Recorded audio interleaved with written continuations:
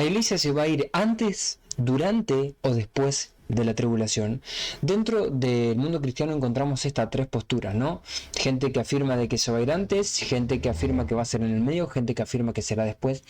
La realidad es que encontramos versículos para las tres posturas. Por eso es que justamente hay tres posturas, porque encontramos fundamentos para postular las tres. Y es que justamente, básicamente las tres son, no sé si decir que las palabras son ciertas, pero es verdad que la iglesia se va a ir de la tierra en tres etapas: antes de la tribulación, en el medio de la tribulación y después al final de la tribulación. Entonces es importante entender a través de la Biblia y verlo a través de la Biblia, y es lo que vamos a hacer justamente ahora. Tanto vamos a ver versículos que muestran que hay una parte de la iglesia que se va a ir antes, vamos a ver versículos que muestran que hay una parte de la iglesia que se va a ir en el medio, y vamos a ver versículos cuando Jesús viene al final de la tribulación y justamente viene también a generar una especie de, no sé si la palabra sería arrebatamiento, pero sí a dividir o a separar a los fieles de los infieles. Ahora, lo que hay que remarcar y quiero remarcar en este video antes de poder entrar de lleno es, número uno, que el arrebatamiento y la venida pública de Jesús son dos cosas distintas. Ya tengo videos hablando con respecto a eso, no nos vamos a enfocar en el video de hoy, ¿sí? El arrebatamiento y la venida pública del Señor son dos acontecimientos distintos. La parte de la iglesia que se va a ir antes de la tribulación será en el arrebatamiento. La parte que se va a quedar hasta el final, cuando Cristo venga públicamente, justamente será en la venida pública del Señor. Lo que no hay ningún tipo de duda es que la venida pública del Señor, donde todo ojo le verá, será el final de la tribulación. Eso no hay duda, y eso no estamos hablando de eso. Lo que estamos hablando es en qué momento será el arrebatamiento. Y el arrebatamiento va a ser antes de la tribulación, pero también vamos a ver versículos que va a ser en el medio, y también vemos versículos que va a ser al final. Hay un grupo que se va a ir primero, hay un grupo que se va a ir en el medio y hay un grupo que se va a ir al final. Las tres posturas, básicamente, por eso dije básicamente, son ciertas, ¿sí? Y vamos a verlo a través de la Biblia. Vamos a ver primero algunos versículos y algunas sombras y figuras con respecto a la posición de que la iglesia se va a ir, o una parte de la iglesia se va a ir antes de la tribulación. Primeramente, Apocalipsis capítulo 3 en el verso 10. Te invito a que, si no lo hiciste ya, te suscribas primero que nada, ¿sí? Suscríbete al canal, dale me gusta, pero no, hablando en serio, eso igual también era en serio. Conseguite algo para anotar y anotate estos versículos y después míralos vos mismo y saca tus propias conclusiones. No me creas a mí, no le creas a otros videos, créele en la palabra de Dios. Yo solamente te doy versículos para que vos después los puedas analizar. Apocalipsis capítulo 3 en el verso 10. Por cuanto has guardado la palabra de mi paciencia, yo también te guardaré de la hora de la prueba que ha de venir sobre el mundo entero, para probar a los que moran sobre la tierra. Este es uno de los versículos muy claros que nos muestran de que hay una parte de la iglesia que se va a ir antes. El Señor le está diciendo acá que lo va a guardar de la hora de la prueba. Hay gente que dice que lo que acá está diciendo en realidad es que el Señor nos va a guardar en el medio de esa hora de la prueba. Esa hora de la prueba no se refiere a pruebas de Dios en nuestra vida, sino que se refiere a la hora de la prueba donde se va a probar todo el mundo, que es la tribulación y la gran tribulación. ¿Se entiende? Primero eso como base. Y otra cosa importante aclarar, cuando decimos que hay una parte de la iglesia que se va a ir antes de la tribulación, no quiere decir que no vamos a pasar tribulaciones, porque no es lo mismo pasar tribulaciones que pasar la tribulación de Apocalipsis. ¿Se entiende? Son dos cosas distintas. Ahora, no está diciendo yo te guardaré en la hora de la prueba, yo te guardaré en medio de la prueba, yo te guardaré para que pases la prueba. No, dice yo te guardaré de la hora de la prueba. Por eso es que justamente esta prueba tiene una hora. ¿Cuánto es esa hora? Son 7 años. Y el Señor le dice yo te voy a guardar de esa hora. Ese tiempo que va a ser de prueba para todo el mundo, yo te voy a guardar, le está diciendo a la iglesia de Filadelfia, sombra y figura de la iglesia arrebatada. Yo te voy a guardar. Ahora, si nos va a guardar de ese tiempo, porque el Señor dice, te voy a guardar de ese tiempo, de esa hora, ese tiempo en todo el mundo, yo te voy a guardar, ¿sí? Te guardaré de esa hora, no en la hora, no en medio, no, sino te guardaré de la hora. Entonces eso quiere decir que durante todo ese tiempo, la iglesia de Filadelfia no va a estar en la tierra, porque la prueba va a venir sobre el mundo entero. Entonces, esto es una sombra y una figura esta hora de la prueba es hablando de la tribulación y la gran tribulación. Y Filadelfia obviamente que es sombra y figura de la iglesia arrebatada. Entonces el Señor va a sacar a la iglesia para que no viva ese tiempo en la tierra. Y si el tiempo es en toda la tierra y Dios va a guardarnos de vivir esa hora, la única forma que Dios tiene de hacerlo es sacarnos de la tierra. ¿Sí? Entonces acá vemos uno, primeramente los versículos más fuertes, vamos con el segundo que también es bastante fuerte. Me refiero a fuerte en cuanto a firmeza para argumentar lo que estamos diciendo. Lucas capítulo 21 en el verso 36, está Jesús hablando. Jesús está hablando de la tribulación, de la gran tribulación. Para ponernos en contexto, después ustedes vayan y lean el capítulo 21 de Lucas, que está conectado y es lo mismo que describe Mateo capítulo 24. ¿Sí? Dice, velad pues en todo tiempo orando para que sean tenidos por dignos de escapar de todas estas cosas que vendrán y estar en pie delante del Hijo del Hombre. Oren para ser tenidos por dignos de escapar de todas estas cosas. ¿Cuáles son todas esas cosas que vendrán? Jesús las explica en el capítulo 21. La tribulación y la gran tribulación. Jesús nos está diciendo de que nosotros tenemos que orar para ser tenidos por dignos de escapar de ese tiempo. Fíjense que hay un grupo que se va a escapar de no vivir todo ese tiempo, y es lo mismo que menciona Apocalipsis capítulo 3 en el verso 10. También nosotros podemos encontrar sombras y figuras. Por ejemplo, Enoc. Enoc es una sombra y una figura de la iglesia que se va antes de la tribulación, y Noé es una sombra y una figura de la iglesia que es salva en medio de la tribulación. Porque Enoc se fue antes de que venga el diluvio, Noé fue arrebatado justamente. Y en cambio, Enoc fue arrebatado, ¿sí? Y Noé se quedó a transitar ese tiempo y fue salvo en medio de ese tiempo. Entonces vemos dos distintas posturas. Un grupo que es Enoc se va antes, y un grupo que es Noé vive la tribulación y va a ser salvado en medio de ella, pero va a convivir con todo ese ambiente que se va a vivir en la tierra. Entonces, Enoc es sombra y figura de la iglesia arrebatada. No lo es Noé. Noé es sombra y figura de la iglesia que se quedó. No pudo ser arrebatado en el primer arrebatamiento, que ya, si no viste el video anterior, te recomiendo que vayas a verlo. Y Noé, sí, tuvo que quedarse a transitar todo ese periodo, y justamente esa es la iglesia que se va a quedar. No solo eso, vamos a ver otra sombra y figura más. En Daniel capítulo 3, verso 19. Entonces Nabucodonosor se llenó de ira y se demudó el aspecto de su rostro contra Sadrach, Mesach y Abednego, y ordenó que el horno se calentase 7 veces más de lo acostumbrado. El horno de fuego se calentó 7 veces más. 7 años de tribulación. Ese horno de fuego 7 veces calentado es sombra y figura de los 7 años de la tribulación en la tierra, que justamente Apocalipsis describe que una de las cosas que va a pasar es que la tierra se va a calentar, y por eso estamos viendo el calentamiento global hoy en día.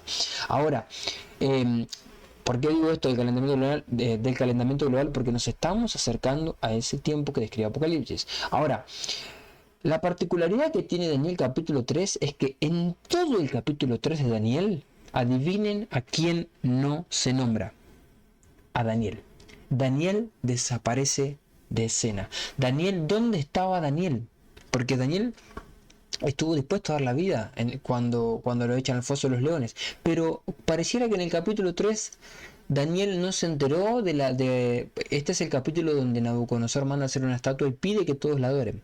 Parece que Daniel no se enteró que se hizo la estatua, no se enteró que había que adorarla, nadie le reclamó a Daniel que no la adoró, ¿sí? Sin embargo, sí a los 3 amigos de Daniel. ¿Por qué? Porque justamente Daniel no está en ese tiempo, porque Daniel, básicamente Daniel estaba, no sé, en el palacio, quién sabe dónde estaba Daniel. Daniel desaparecido de su propio libro. O sea, el libro de Daniel, ustedes pongan en el buscador de la Biblia Daniel y váyanse a la parte del libro de Daniel y fíjense que aparece en el capítulo 2, y la próxima vez que nombra Daniel es en el capítulo 4. En el capítulo 3 no aparece Daniel, porque justamente Daniel en el capítulo 3, que es donde está el horno 7 veces calentado, desaparece. Es una sombra y una figura de la iglesia que el Señor se lleva para que no transite los 7 años del horno de fuego calentado, que es la tribulación y la gran tribulación. Sin duda que estos son sombras y figuras. El que tiene oídos oiga, el que tiene ojos que vea lo que el Espíritu está hablando. Ahora, vamos, acá te di 4 2 fundamentos directos, 2 sombras y figuras, aunque hay muchas más y no las digo porque me ocuparía todo un video. Sigo avanzando.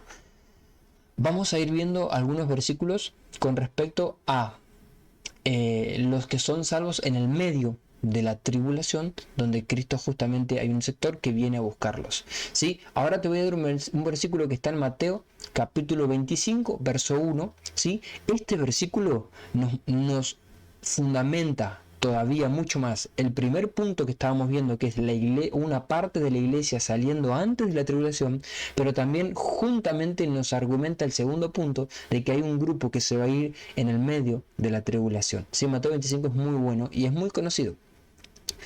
Dice: entonces el reino de los cielos será semejante a 10 vírgenes que tomando sus lámparas salieron a recibir al esposo.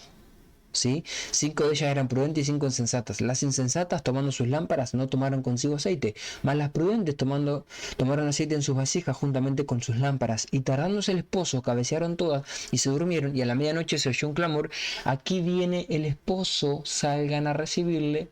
Y las que tenían sus lámparas se fueron con el esposo, y las que no tenían aceite en sus lámparas se quedaron en la tierra. Entonces, Mateo capítulo 25 siempre se habla de que es cuando Cristo venga en busca de la iglesia, pero no. Mateo capítulo 25 es cuando Cristo viene a buscar a una parte de la iglesia, pero después, o sea, después de haberse llevado primeramente a una parte que es la esposa, que es lo que vimos en el video anterior. Si no lo viste, anda a verlo.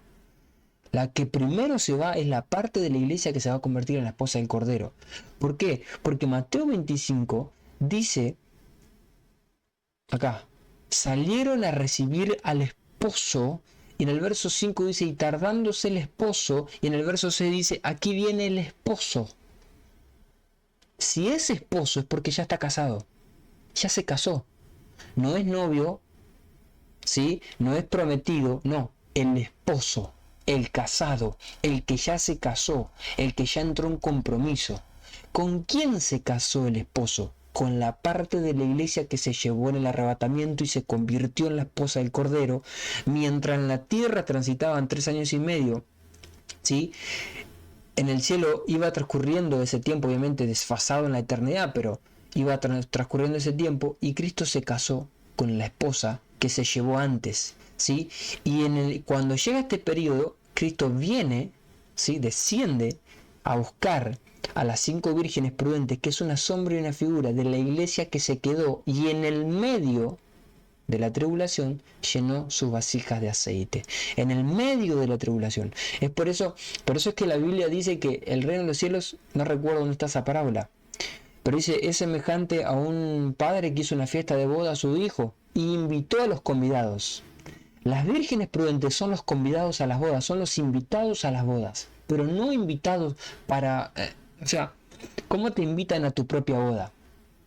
Si son invitados a las bodas, porque ellos no son parte de la boda como anfitriones. ¿Se entiende? Entonces, no es la iglesia que se va a casar con Cristo. Las 5 vírgenes prudentes no es la iglesia que se va a casar con Cristo, sino que es la iglesia que cuando Cristo vino en el arrebatamiento se quedaron en la tierra y después se fueron.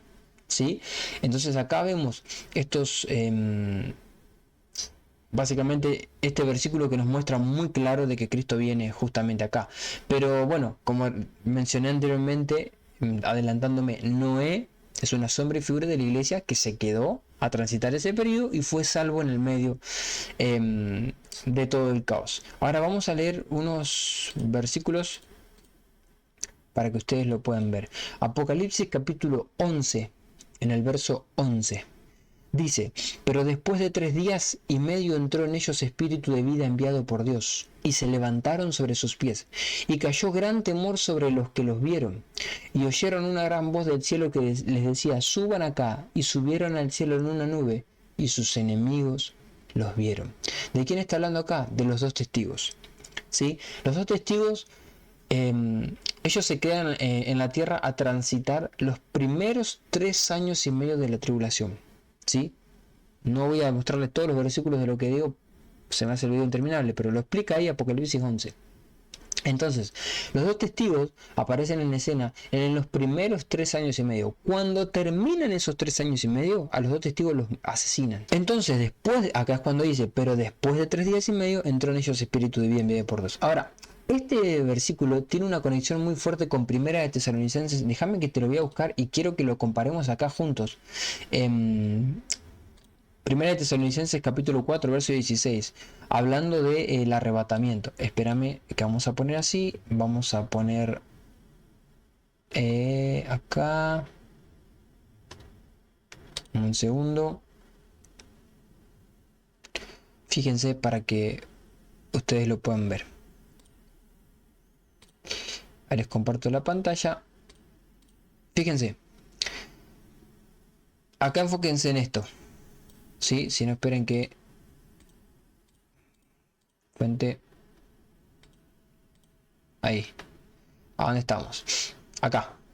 Apocalipsis 11:11. Fíjense estas palabras. Después de 3 días y medio entró en ellos espíritu de vida enviado por Dios y se levantaron sobre sus pies. ¿Qué pasó con los dos testigos? Resucitaron. ¿Sí? Ahora, venite acá a este lado, donde está la Biblia.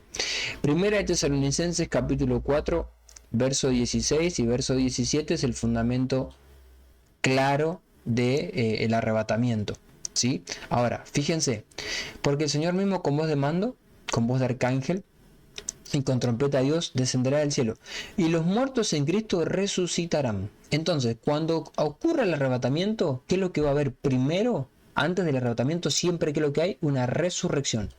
Antes de que Cristo se haya ido al cielo, dice que cuando Jesús resucitó, resucitaron con él un montón más de personas. Y después Cristo fue llevado a los cielos básicamente en un arpazo, en un arrebatamiento. Ahora, ¿qué es lo que vemos acá? Que antes de que suceda el arrebatamiento de la parte de la iglesia que se va a convertir en la esposa del Cordero, ¿qué es esto? 1 Tesalonicenses 4, 16 y 17, hay una resurrección. Entonces, antes del arrebatamiento hay resurrección. ¿Qué dice acá? Que los dos testigos resucitaron. No lo dice directamente, claramente, ¿no? Pero lo da a entender. Se levantaron sobre sus pies, o sea, murieron y se levantaron sobre sus pies. Entró el espíritu de vida, los resucitó. ¿Sí? Fíjense, y oyeron una gran voz del cielo, que dice acá el Señor mismo con voz de mando, con voz de arcángel, con voz de arcángel y con trompeta de Dios. ¿Sí? Fíjense las similitudes. Que les decía, suban acá, y subieron al cielo en una nube. Verso acá, volvamos a la Biblia. Luego nosotros los que vimos, los que hayamos quedado, seremos arrebatados juntamente con ellos en las nubes.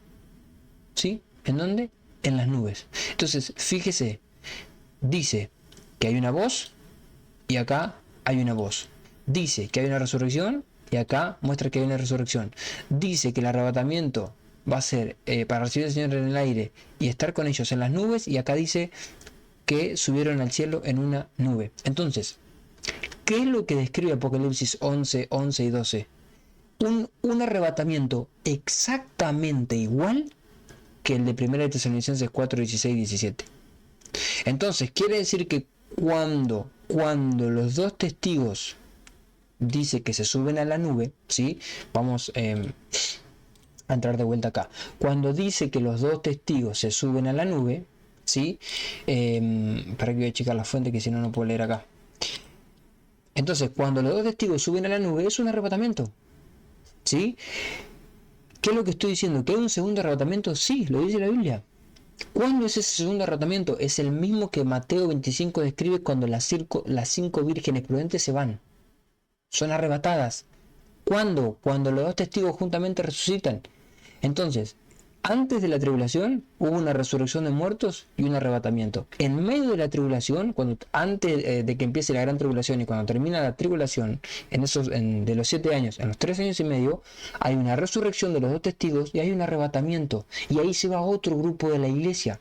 ¿Sí? Ahí se va otro sector, hay un segundo arrebatamiento, y Apocalipsis 11, 11 y 12 lo describe exactamente igual que el de 1 de Tesalonicenses 4, 16 y 17. ¿Sí? Es exactamente lo mismo, es el mismo procedimiento, es un arrebatamiento exactamente igual. Pero te voy a dar otro fundamento más y vamos de vuelta a lo mismo. El que tiene oídos, que oiga. ¿sí? Mirá, Apocalipsis, vamos a ir a Apocalipsis capítulo 12, verso 1. Por cierto, si te gusta esta Biblia, tengo un video que explico cómo descargarla, ¿sí? Dice, apareció en el cielo una gran señal, una mujer, ¿sí? Vestida del sol, con la luna bajo sus pies. Bueno, dice que estaba encinta, clamaba con dolores de parto en la angustia del alumbramiento. Apareció otra señal en el cielo. Fíjense que el contexto, la mujer está en el cielo y el dragón escarlata, que de 7 cabezas y 10 cuernos, está en el cielo. Sí, los dos están en el cielo. Y su color hasta la tercera parte de la estrella del cielo y le arrojó sobre la tierra. Acá está hablando de la sombra y figura de cuando Satanás se rebeló con los ángeles. ¿Sí? Dice, y se paró frente a la mujer que estaba para dar a luz a fin de devorar a su hijo tan pronto como naciese. Y ella, la mujer, dio a luz un hijo varón, que regirá con vara de hierro a todas las naciones, y su hijo fue arrebatado para Dios y para su trono. Entonces, hay una mujer, fíjense de vuelta, y para los que vieron el video anterior, lo van a entender mucho más. De todo el cuerpo de la mujer hay una parte que es sacado. Y esa parte que se saca del cuerpo de la mujer, que es su hijo, es arrebatado para Dios. Esa es una sombra. No me voy a entrar en detalle, pero este hijo arrebatado para Dios es una sombra y figura de la iglesia que el Señor se lleva. Ahora, pero fíjense ahora, verso 6. Y la mujer huyó al desierto, donde tiene lugar preparado por Dios para que allí la sustente por 1260 días, que son 3 años y medio. Ahora, la mujer cayó del cielo y entró al desierto. Está en la tierra la mujer. El hijo se fue, pero la mujer está en la tierra. Ahora, yo les dije de que primeramente estaba en el cielo y ahora está en la tierra. Bueno, eso es, me llevaría un video a explicarlo, pero tiene que ver con el tribunal de Cristo. Ahora, esta mujer es sombra y figura de la iglesia que se quedó. Esta mujer es sombra y figura de las 10 vírgenes, no de las 5, de las 10 vírgenes que se quedaron en la tierra. Esta mujer es sombra y figura de la iglesia que no dio la talla.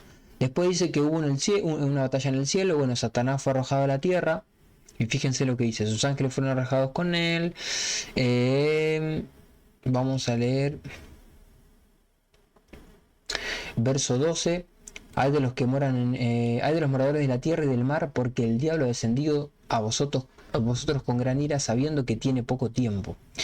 Y cuando vio el dragón que había sido arrojado a la tierra, persiguió a la mujer que había dado a luz al hijo varón. Entonces, en realidad Satanás ahora no está en la tierra. Satanás está en uno de los cielos, viene cayendo, porque por cierto son 7 cielos, viene cayendo, y por último va a caer a la tierra. Cuando caiga a la tierra va a ser en la tribulación, en los primeros 3 años y medio, cuando los 2 testigos estén en la tierra. ¿Qué es lo que va a hacer Satanás? Puntualmente perseguir a la mujer que se quedó, perseguir a la iglesia que se quedó, los van a perseguir a nivel mundial. Verso 14. Se le dieron a la mujer las 2 alas del gran águila para que volase delante de la serpiente al desierto, a su lugar donde es sustentada por un tiempo, tiempos y la mitad de un tiempo. Un tiempo, un año, tiempos, 2 años, la mitad de un tiempo, medio año, un año, 2 años, medio año, 3 años y medio. ¿Sí? Entonces, la mujer es sustentada durante el periodo de la tribulación. La serpiente arrojó de su boca tras la mujer agua como un río, para que fuese arrastrada, pero la tierra ayudó a la mujer. O sea que Satanás va a perseguirla, va a perseguir a la iglesia, pero la iglesia todavía va a tener ayuda. ¿Sí? La iglesia todavía, ese es otro tema, pero el Espíritu Santo va a estar en la tierra todavía, no se fue el Espíritu Santo todavía. ¿Por qué? Porque hay iglesia que está en la tierra, por ejemplo esta mujer. Pero fíjense lo que dice el verso 17. Entonces el dragón se llenó de ira contra la mujer, ¿sí? Contra la mujer, se llenó de ira contra la mujer y se fue a hacer guerra contra el resto de la descendencia de ella, los que guardan los mandamientos de Dios y tienen el testimonio de Jesucristo. Ahora, se llenó de ira contra la mujer, pero se fue a hacer guerra contra la descendencia de la mujer. Pregunto, ¿por qué no siguió persiguiendo a la mujer? ¿Por qué no siguió haciéndole guerra a la mujer si él se enojó, se llenó de ira contra la mujer? ¿Por qué dejar de perseguir a la mujer e irse a perseguir a la descendencia de ella? Bueno, porque la mujer desaparece. Porque la mujer justamente son las 5 vírgenes prudentes. Porque la mujer se va a ir cuando los 2 testigos sean resucitados y se vayan juntamente ahí en ese segundo arrebatamiento. ¿Sí? Entonces por eso vemos acá de que Satanás se llena de ira contra la mujer y se va a perseguir a la descendencia de la mujer, a todos aquellos que recibieron a Cristo en medio de la tribulación. Yo sé que estoy diciendo varias cosas que no le estoy dando fundamento, pero no puedo, porque sería un video de 1 hora. ¿Sí? Entonces, Acá vemos otro fundamento. Hay un hijo que fue arrebatado, ¿sí? Acá fue arrebatado para Dios y para su trono. La mujer se queda en la tierra y el Satanás deja de perseguirla por arte de magia, entre comillas, porque justamente la mujer lo que hace es desaparecer. Entonces ahí vemos varias, te di varias sombras y figuras con respecto a eso, ¿sí? Vemos Noé, vimos Apocalipsis 11, 11 y 12, vimos Apocalipsis 12 y podríamos seguir viendo algunos fundamentos más, pero quiero avanzar porque si no se va a hacer muy largo. Y por último, fundamentos para hablar de que Cristo viene después de la tribulación, que eso no hay duda, pero que hay un grupo que va a ser arrebatado, que van a ser tomados. A ver, bueno, algunos de los versículos, por ejemplo, son 2 de Tesalonicenses 2:8, y entonces se manifestará aquel inicuo a quien el Señor matará con el espíritu de su boca y destruirá con el resplandor de su venida, hablando del anticristo acá, que el Señor con su venida lo va a exterminar básicamente, ¿sí? Apocalipsis capítulo 19. Entonces vi el cielo abierto y aquí un caballo blanco, el que lo montaba se llamaba Fiel y Verdadero, y con justicia juzga y pelea. Sus ojos eran como llama de fuego, había en su cabeza muchas diademas y tenía un nombre escrito que ninguno conocía sino él mismo. Estaba vestido de una ropa teñida en sangre y su nombre es el Verbo de Dios. Y los ejércitos celestiales, vestidos de lino finísimo, blanco y limpio, le seguían en caballos blancos. ¿Sí? Acá vemos la venida pública del Señor. Apocalipsis 19 describe la venida pública de Cristo a la tierra montado en ese caballo blanco, y que los ejércitos no viene solo, sino que viene acompañado, porque viene con toda la iglesia que se llevó antes, ¿sí? Viene con su esposa, que va a reinar juntamente con él como reina del imperio sempiterno, dice la Biblia, que Cristo va a establecer en la tierra, ¿sí? Que va a arrancar en la tierra pero no terminará en la tierra. Y no viene solo, ¿sí? Viene con la esposa y viene con el resto de la iglesia que justamente se llevó. Pero vamos a ver Mateo capítulo 24, verso 30. Entonces aparecerá la señal del Hijo del Hombre en el cielo, y entonces lamentarán todas las tribus de la tierra y verán al Hijo del Hombre viniendo sobre las nubes del cielo con poder y gran gloria. Y enviará a sus ángeles con gran voz de trompeta, y juntarán a sus escogidos de los cuatro vientos, desde un extremo del cielo hasta el otro. Fíjense que acá va a aparecer la señal del Hijo del Hombre, las tribus van a lamentarse de esa señal, y dice, verán al Hijo del Hombre viniendo en las nubes, van a verlo con sus propios ojos, ¿sí? Y cuando todos lo vean justamente al Señor, lo que va a pasar es que enviará a sus ángeles y juntará a sus escogidos de los cuatro vientos desde un extremo del cielo hasta el otro. Justamente acá lo que estamos viendo es cómo cuando Cristo venga públicamente también habrá una especie de arrebatamiento, ¿sí? Sus ángeles van a reunir juntamente con él. ¿Por qué? Porque cuando Cristo venga públicamente se va a desatar la guerra del Armagedón, ¿sí? Esa guerra que el anticristo, dice Apocalipsis capítulo 16, que cuando cuando se derrame la sexta copa de ira, la bestia y el falso profeta van a mandar a llamar a los reyes del oriente. Dice que el río Éufrates se va a secar para darle paso a estos reyes que van a venir a Jerusalén para hacerle guerra al Cordero, para hacerle guerra al Señor. Entonces, frente a esta guerra, el Señor lo que hace es reunir a todos sus escogidos antes de la guerra, ¿sí? Porque justamente son parte de él, le pertenecen a él, para que todo junto el reino, todo el ejército celestial se termine de reunir, y ahí sí el Señor va a destruir en esa guerra al falso profeta, a la bestia, que van a ser arrojados al lago de fuego eternamente, y Satanás va a ser atado y metido al abismo por 1000 años, ¿sí? Entonces acá podemos ver cómo hay versículos que afirman que hay una parte de la iglesia que se va a ir antes para convertirse en la esposa del Cordero. Hay una parte de la iglesia que se va a quedar y van a ingresar a las bodas, pero como invitados a las bodas, no como anfitriones, no se van a convertir en la esposa de Cristo, ¿sí? Pero luego también encontramos que cuando el Señor venga va a reunir a un grupo de gente que se quedó hasta el final, que pudo sobrevivir a la marca de la bestia, que pudo vivir quién sabe dónde, en qué lugar, en qué parte del mundo van a estar ahí, y justamente es por eso que vemos que hay tres fundamentos. Hay fundamentos para las tres posturas, y justamente es importante verlas para que les puedan quedar sumamente claro. Como siempre les digo, no me crean a mí, analícenlos, véanlos, estudienlos. Hay muchos más versículos, yo no les doy todos porque les podría dar muchos más versículos con respecto a las tres posturas, ¿sí? Pero bueno, el video se va a hacer muy extenso. Así que ya sin más, te mando un fuerte abrazo, espero que este video te haya edificado, te haya bendecido. Si es así, compartíselo a alguien que vos sepas que le puede llegar a gustar, y nos vemos en el siguiente video. Dios te bendiga mucho.